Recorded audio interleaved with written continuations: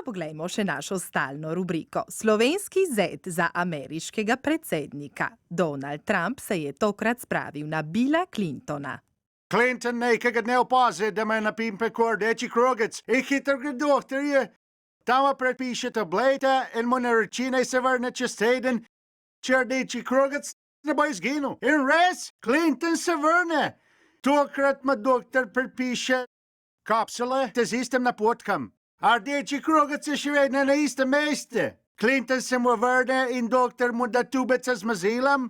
Rdeči krogec nekaj izgine. Clinton vpraša doktorja, koga je tu za ena maža?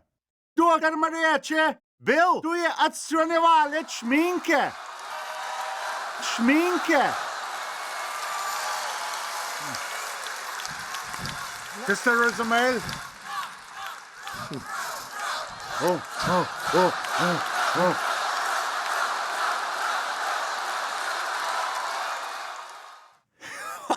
Ta je pa dobra, odstranjevalec šminke.